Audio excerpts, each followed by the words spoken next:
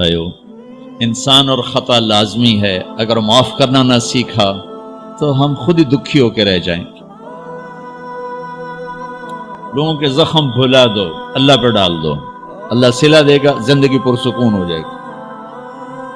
دیکھو ہم اپنے یہ کرتے پر داغ نہیں لگنے دیتے، اپنے بس سے داغ. کھانا کھانے بیٹھو، نیپکن، یہ دیکھو ابھی نیپکن پڑے ہوئے ہیں، رکھو اگو رکھو توڑے چولے تو کوئی سالن نہ ڈھے پاوے. ٹھیک، یہ تو پھر بھی دھل جائے گا، لیکن یہاں داغ لگا کبھی نفرت کا، کبھی غصے کا، کبھی انتقام کا، کبھی حسد کا، کبھی بغض کا، کبھی کینے کا. انسان سب سے زیادہ اپنی ذات سے محبت کرتا ہے. یہ معمولی سے کپڑے کو داغ سے بچاتے ہو، جو سب سے قیمتی چیز ہے دل، جو بادشاہ ہے، اسے بھی تو صاف ستھرا رکھو. جیسے ہم لاکھ زور لگا لیں، ہم کپڑے کو میل سے نہیں بچا سکتے. لاکھ زور لگا لو، لوگوں کے منفی رویے آپ کو توڑے بغیر نہیں چھوڑیں گے. لہذا کیا کرو؟ نبی والا معاف کرو، معاف کرو، دل کو صاف کرو، دل کو صاف کرو، دل کو صاف کرو، صبر کرو، معاف کرو. صبح و شام اس دل میں کسی کی نفرت نہ آنے دینا، کسی کے لیے بغض نہ آنے دینا، کسی کا کھوٹ نہ آنے دینا، کسی سے کینہ، غش، سارے الفاظ کو اپنے اندر سمیٹے ہوئے. اور میرے نبی کی عجیب بات، لے احد، لے احد، لے احد، کسی بھی انسان، مسلمان نہیں کہا، مومن نہیں کہا، نیک آدمی، نیک عورت نہیں، کسی بھی انسان، لے احدن. آج لے احد 7 ارب انسانوں پہ بولا جا رہا ہے. میرے نبی فرما رہے ہیں، میرے بیٹے، دنیا کے تمام انسانوں سے دل صاف رکھنا. کیا ہوگا؟ چاہیے تو جنت میں میرا ساتھی بن جائے. تو بھائیو بہنوں، ایمان کو مکمل کرنا ہے تو صبر کرنا سیکھو، معاف کرنا سیکھو، چپ رہنا سیکھو. ساز خاموش ہیں، فریاد سے معمور ہیں. جواب دینا تو کیا مسئلہ ہے، طاقت چپ رہنے پہ لگتی. کوئی ابھر جائے، بیٹا ابھر جائے، بیوی ابھر جائے، خامد ابھر جائے، چپ ہو جاؤ، گزار دو اس طوفان کو. واپسی میں ایمان کی وہ اللہ حلاوت مٹھاس دے گا، ساری زندگی محسوس کرتے پھرو. یہ صفت بھی معاشرے میں کوئی نہیں، نہ کوئی معاف کرنا جانتا ہے، نہ کوئی صبر کرنا جانتا ہے. السلام علیکم ورحمۃ اللہ وبرکاتہ. ہم سب اللہ کی مخلوق ہیں، انسان ہیں، اور اللہ نے ہم انسانوں کو ہمارے اعمال کا انتخاب کرنے کی آزادی دی ہے. ہم چن سکتے ہیں، ہمیں آزادی ہے کہ ہم اچھا کریں یا برا، نیکی کمائیں یا گناہ. اللہ نے ہمیں امپرفیکٹ بھی بنایا ہے، اس لیے ہم غلطیاں بھی کرتے ہیں، ہم بھولتے بھی ہیں، لیکن پھر ہمیں اللہ نے یہ آزادی دی ہے، ہم اس چیز کو چنیں کہ ہم توبہ کریں گے، استغفار کریں گے، یا ابلیس کی طرح اپنے گناہوں پر اڑے رہیں گے.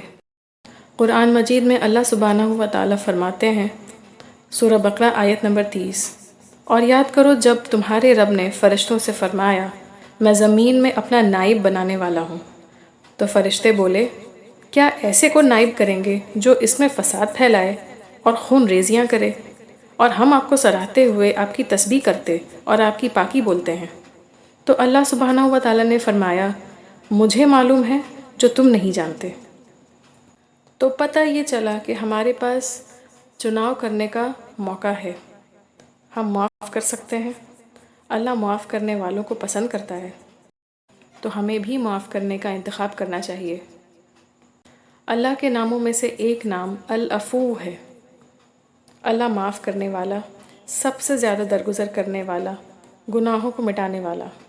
ایسی ذات جو نامۂ اعمال سے گناہوں کو ایسا مٹا دے کہ پھر اس کا نام و نشان نہ ملے. ایک ایسی ذات جو سارے گناہوں سے درگزر کرے، چھوٹے بڑے، چاہے کتنی بھی تعداد میں ہو، اور ان سب کو درگزر کرنے کے بعد پھر انہیں نامۂ اعمال میں لکھے بھی نہ، اور قیامت کے دن ایسے گناہوں کی کوئی ذکر بھی نہ ہوگی۔ تو العفو، اللہ سبحانہ و تعالیٰ کے اس نام کے ساتھ کس طرح ہمیں جینا چاہیے؟ معاف کر کے، اپنے غصے کو کسی طرح دبا کر لوگوں کو معاف کرنے کی کوشش کی جائے۔ مشکل ہے، تبھی تو اتنا بڑا اجر ہے۔ ناممکن نہیں ہے، تبھی تو یہ ہمیں چوائس دی گئی ہے۔ قرآن شریف میں اللہ تعالیٰ فرماتے ہیں، سورہ ال عمران آیت نمبر 134، اور غصہ پینے والے اور لوگوں سے درگزر کرنے والے اور نیک لوگ اللہ کے محبوب ہیں، اپنی انا سے لڑ کر اور العفو سے دعا کرتے ہوئے کہ دل میں بغض اور کینے کی شکل میں کوئی میل نہ ہو، یہ دعا کی جائے۔ اور اگر آپ کو کوئی غلط ٹھہراتا ہے، کوئی گناہ ایسا کرتا ہے، کوئی آپ کے ساتھ ناانصافی کرتا ہے، تو ایک بار اپنی گناہوں کو یاد کر کے، اپنی غلطیوں کو یاد کر کے یہ سوچ کر چپ ہو جائیں کہ غلطی سب سے ہوتی ہے۔ اللہ نے ہم سب کو ایسا بنایا ہے کہ ہم غلطیاں کریں گے۔ ہم سب مسافر ہیں۔ ایک مسافر کیا کرتا ہے؟ جب وہ کسی گاڑی میں سفر کر رہا ہوتا ہے تو اس وقت کی ساری پریشانیوں کو کسی طرح جھیل جاتا ہے، یہ سوچ کر کہ کچھ دیر کا سفر ہے، اس کے بعد تو مجھے گھر جانا ہے۔ کیا یہی ہم اپنی زندگی کے لیے نہیں سوچ سکتے؟ کیا ہم یہ نہیں سوچ سکتے کہ ہماری زندگی اور کچھ نہیں، محض ایک یا آدھا دن ہے؟ جیسا ہم سے جب سوال کیا جائے گا تب ہم جواب دیں گے کہ محض ایک یا آدھا دن ہم نے دنیا پر گزارا۔ تو کیا یہ ایک یا آدھا دن اور کچھ نہیں بلکہ سلو موشن میں چل رہی ایک ریل ہے، اور ہمیں بس درگزر کرتے ہوئے، معاف کرتے ہوئے لوگوں کو آگے بڑھنا ہے، صرف اس لیے کہ اللہ کی رضا حاصل ہو۔ اللہ معاف کرنا پسند کرتے ہیں، تو قرآن مجید میں بھی ایسی ڈھیروں دعائیں ہیں جہاں اللہ سے معافی طلب کی جائے۔ اس طرح ہمیں اللہ سبحانہ و تعالی معافی مانگنا سکھا رہے ہیں، اور یہ اس بات کی یاد دہانی بھی ہے کہ ہم انسان غلطیاں کریں گے، خطائیں کریں گے، چاہے ہم کسی بھی رول کو نبھا رہے ہوں، چاہے والدین کا کردار ہو یا بیٹے بیٹیوں کا، بھائی بہن کا یا ازواج کا، دوست کا یا پڑوسی کا، رشتہ دار کا یا کسی بھی انسان کا دوسرے انسان کی طرف۔ یہ یاد دہانی ہے کہ ہم سب سے غلطیاں ہوتی ہیں۔ اللہ کا یہ مبارک نام العفو، اسے ہم اپنی زندگی میں کیسے لائیں؟ تو ہمیں یہ دیکھنا ہوگا کہ ہم کسی کی غلطیاں، خطائیں، کسی کی ناانصافیاں بار بار اس کے آگے دہراتے نہ رہیں، اسے یاد نہ دلاتے رہیں۔ یا عفو، یا اللہ ہمارے گناہوں کو معاف کر دے، اور اس طرح معاف کر دے کہ دوبارہ کبھی ہم سے قیامت کے روز ان کا سوال نہ ہو۔ آمین۔ اللہ تعالیٰ نے سورہ یوسف جیسی کہانی اور کوئی نہیں سنائی۔ خود اللہ نے کہا، نحن نقص علیک احسن القصص، میرے محبوب آپ کو سب سے خوبصورت کہانی سنو، سب سے خوبصورت کیا ہے؟ یوسف کی کہانی۔ اور کسی نبی کا یوں تفصیل سے چلتے چلتے واقعہ پورے قرآن میں اور کہیں نہیں جیسے یوسف علیہ السلام کی کہانی۔ یوسف علیہ السلام کے بھائیوں کے ظلم کی وجہ سے 40 سال ان کو در بدر ہونا پڑا، 40 برس گھر سے جدا رہے، پھر تہمت لگی، نبی ابن نبی ابن نبی ابن نبی، پھر جیل 309 سال، بضع سنین۔ جن بھائیوں نے یہ دکھ پہنچایا تھا ان کے ساتھ کیا ہونا چاہیے تھا؟ میں صرف ان کا اب جملہ بتاتا ہوں جو یوسف علیہ السلام نے جب اپنا تعارف، جب بنیامین کو روک لیا، آپ پیچھے بھائیوں نے جا کر بتایا کہ بنیامین نے چوری کر لی تھی، اس کو وہ روک لیا ہے وزیر خزانہ نے۔ یعقوب علیہ السلام نے فرمایا کہ نہیں بیٹے میرا یہ خط لے جاؤ اور اس کو دے دو تو وہ امیدیں چھوڑ دے۔ تو وہ خط ایک بڑا دردناک، وہ بڑی تحریر تھی، لکھا تھا عزیز مصر کے نام، ہم انبیاء کی اولاد شروع سے ہی آزمائش کی بھٹی میں ہیں، میرے دادا کو آگ میں ڈالا گیا، میرے چاچا کو چھری کے نیچے سے نکال، باپ کا لفظ آتا ہے، میرے باپ کو، چاچا کو بھی باپ عربی میں کہتے ہیں، چھری کے نیچے سے نکالا گیا، میرے بچے کو مجھ سے چھینا گیا، آج 40 سال ہو گئے مجھے اس کی خبر نہیں، تیری بڑی مہربانی میرا بیٹا واپس کر دے، ہم چور نہیں۔ اچھا، چونکہ یعقوب بھی نبی، یوسف بھی نبی، جب یوسف علیہ السلام اقتدار میں آ گئے تو اللہ کی طرف سے اجازت نہیں باپ کو بتانے کی کہ بھائی بتا دو میں ٹھیک ٹھاک ہوں، خاموش ہو، خاموش، صبر پک رہا ہے۔ جب یوسف علیہ السلام نے خط پڑھا تو بہت روئے اور اللہ کی بارگاہ میں دعا مانگی، یا اللہ اب مجھے ملا دو، اپنے گھر والے ملا دو، کل بتا دو، پہلے روکا ہوا کہ اب بتا دو۔ تو یوسف علیہ السلام نقاب اوڑھتے تھے، اپنے حسن ایسا تھا، نقاب اوڑھتے تھے کوئی فتنے میں نہ پڑے۔ جب وہ دوسری دفعہ بھائی آئے، تیسری دفعہ،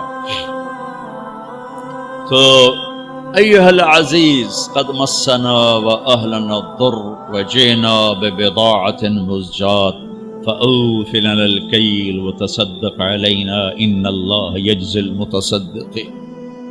کیا عاجزی ان کلمات، جناب لائے تو کچھ نہیں ہے بھائی، یہ 2 پھوٹی کوڑیاں ہیں، ہمیں کچھ غلہ دے دو، بڑی بھوک اور فاقہ ہے۔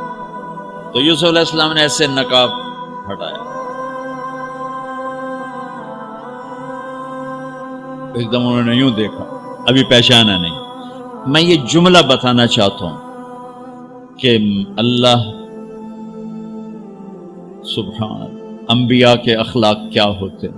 مجھے کیوں سنا رہے ہیں، آپ کیوں سنا رہے ہیں؟ کہ ہم اس کو پیچھے چلنے کی کوشش تو کریں۔ کیوں بد اخلاق ہو کے مرنا چاہتے ہیں؟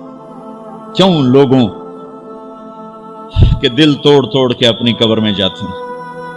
اسے ٹوٹنے دو، اسے اللہ اقبال کی قبر روشن کرے، تو بچا کے نہ رکھ اسے، تیرا آئینہ ہے وہ آئینہ کہ شکستہ ہو تو عزیز تر ہے نگاہ آئینہ ساز میں۔ اسے ٹوٹنے دو، اس کے ٹوٹنے پر اس کی قیمت بڑی لگے گی، اس سے وہ فریادیں نکلیں گی جو عرش کو ہلا دی۔ جو ساز سے نکلی ہے وہ دھن سب نے سنی ہے، جو تار پہ بیتی ہے وہ کس دل کو پتا ہے۔ اس سے وہ نغمے نکلیں گے کہ اللہ کے عرش کو ہلا دیں گے۔ اپنے آپ کو توڑ دو، دوسرے کو مت ٹوٹنے دو، اپنے آپ کو توڑ دو، اپنے آپ کو توڑ دو کہ کائنات کا اٹل قانون ہے، ٹوٹ کے چیز بنتی ہے۔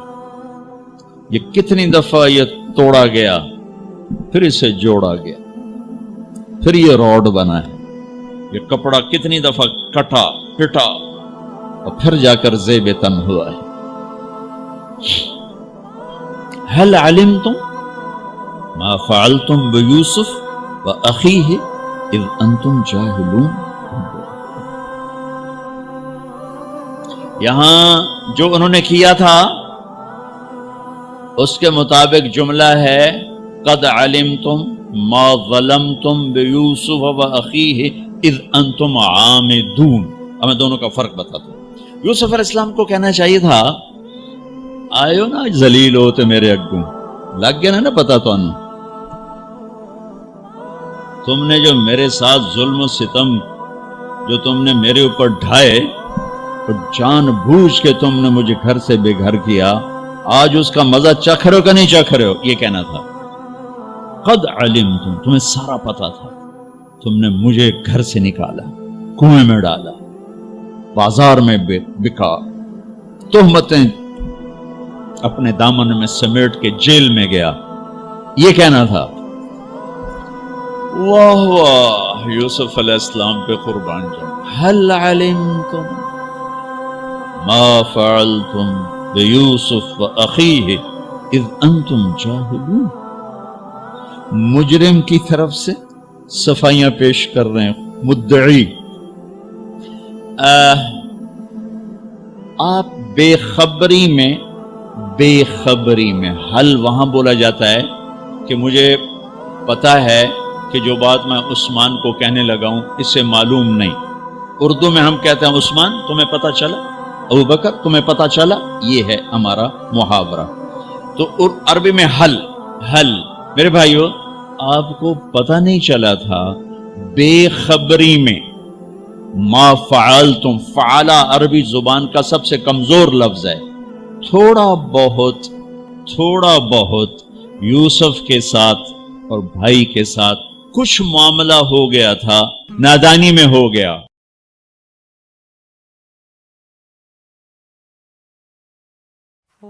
معاف کرنے والے ان قصوں کو دیکھ کر شاید آپ بھی سب کو معاف کرنا چاہیں گے۔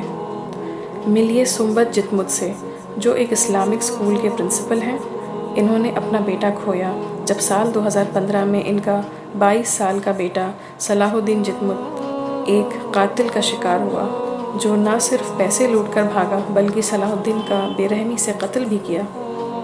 قاتل اس وقت 24 سال کا تھا۔ کورٹ میں قاتل کے خلاف صلاح الدین نے زہر اگلنے کے بجائے کیا کہا، آئیے دیکھتے ہیں۔ ٹرے ریلفورڈ: مجھے افسوس ہے جو کچھ بھی ہوا اور آج جو تم ان حالات میں ہو۔ کاش میں تمہیں بھی ویسی تربیت کر سکتا جیسے میں نے اپنے بیٹے کی تربیت کی تھی کہ وہ ایک نیک باشندہ تھا۔ اگر آج وہ زندہ ہوتا تو اس نے تمہیں معاف کر دیا ہوتا۔ وہ ایسا ہی تھا۔ میں تم سے غصہ نہیں کہ تم میرے بیٹے کی موت کے ذمہ دار ہو۔ میں شیطان پر غصہ ہوں جس نے تم سے یہ حیوانیت کروائی۔ صلاح الدین اور اس کی والدہ کی طرف سے میں تمہیں معاف کرتا ہوں۔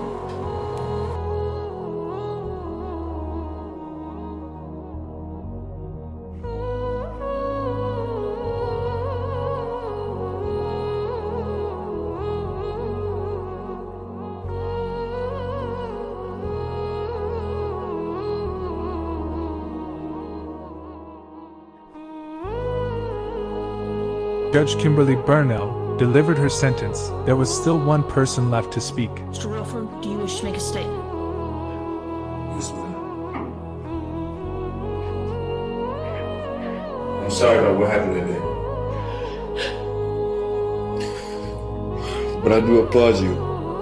Because it takes a powerful man to know that somebody has hurt them. And do what you get up there and say what you just said. I have a child. She was 4. I can imagine the hurt, the pain, the visual hurt.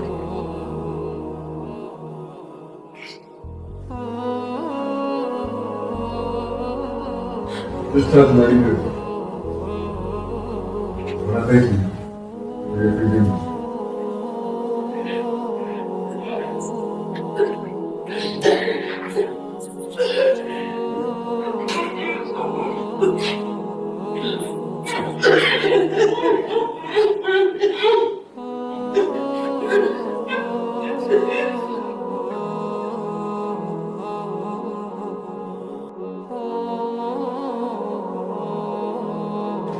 اپنے interview میں سنبت یہ کہتے ہوئے پائے گئے، اگر ایک باپ ہونے کے ناطے میں نے معاف نہیں کیا تو اسلام سکھاتا ہے کہ اللہ بھی اس شخص کو معاف نہیں کرے گا۔ اللہ قرآن میں فرماتے ہیں، اللہ معاف کرنے والا بہت رحم کرنے والا ہے۔ امید ہے قیامت کے روز اللہ ان دونوں کے آپسی گلے شکوے دور کر انہیں ملا دے گا۔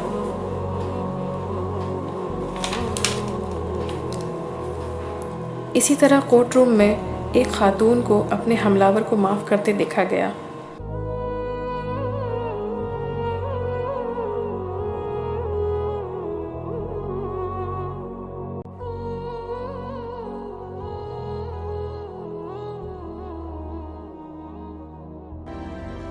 I don't hate you.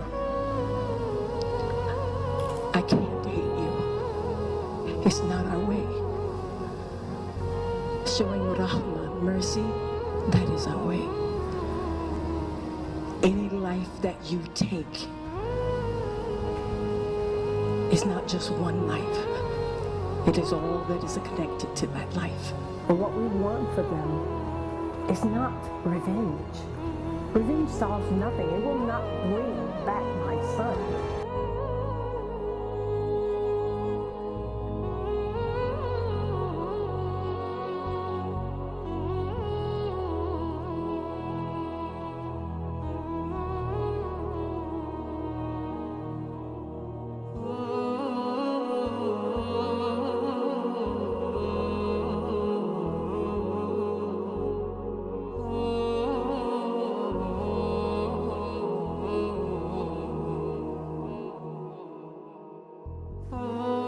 یا اللہ، دنیا پر بھی ہمیں طاقت دیں، ہمت دیں کہ ہم دوسروں کو معاف کر سکیں، درگزر کر سکیں، آپ کی رحمت کا شکر ادا کر سکیں۔